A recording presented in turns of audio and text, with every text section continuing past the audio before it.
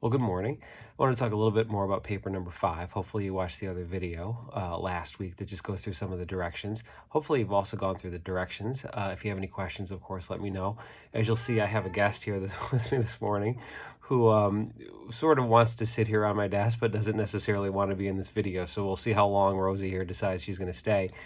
And she's also here, first of all, to tell you how much she has appreciated all the work you've done this semester. As you know, Rosie is my assistant when I'm grading your papers.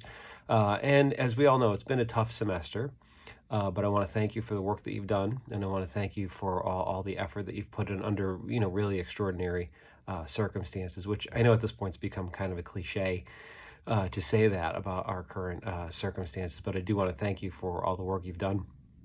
I think, as I've probably mentioned before, I have a good friend that I was in a class like this with in the fall of 1991, a long time ago, as a college undergraduate. And we've been talking about how difficult it would have been to complete any of our courses, let alone writing courses like this, by doing them online. So I do appreciate the work that you're doing.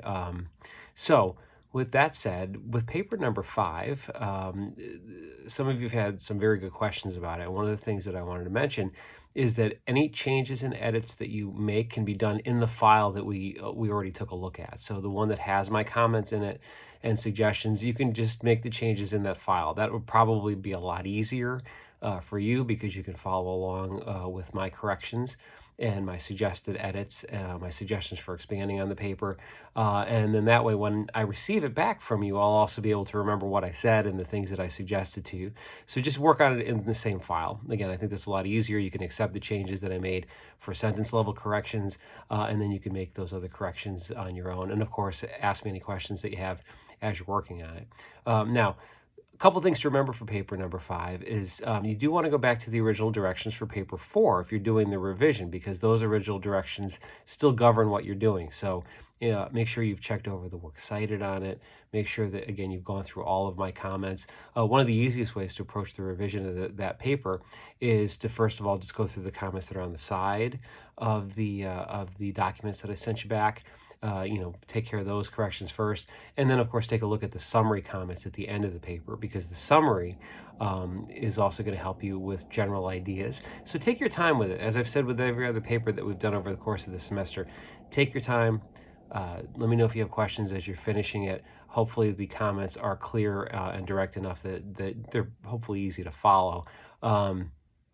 Remember also that it is a revision, so you want to make as many changes as you can based on my comments, though. So, read those comments over. And as you've seen, I've summarized the main things that I really want you to work on. Okay, so just follow along with those guidelines, and you should do pretty well. Now, a couple other things that I do want to mention is that, in terms of what we do after this assignment, which I'm sure some of you are wondering about, we still have the final. So you'll be seeing those directions going up about the final, which will mimic what we did at the midterm. If you remember the midterm assignment where we did the letter, it's not going to be another letter, but it'll be another slightly shorter assignment. And we will have another quiz. I always like to do 5 so I can drop a lower quiz grade.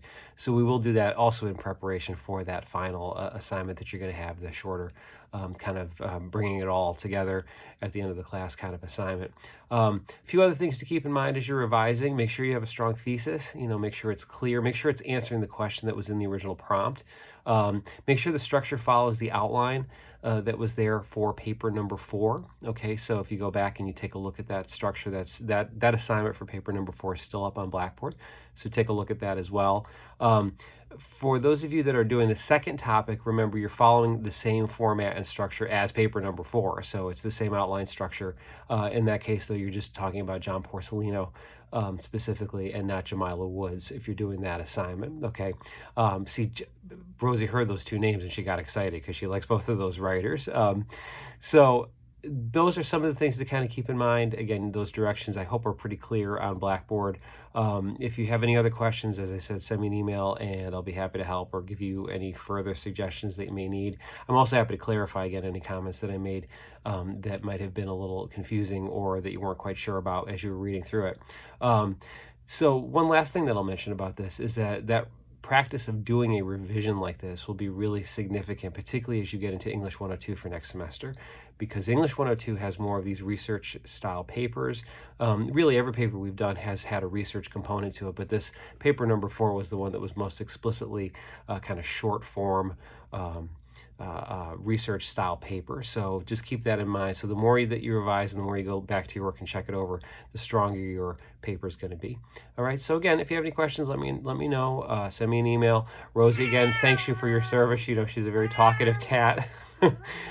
So we will see you later, and we appreciate again all the work that you've been doing. And if you have any questions, send me an email. I've got to get all this fur off of my shirt because she's been shedding and getting her new winter coat. All right, so I'll see you later, and again, email with any questions.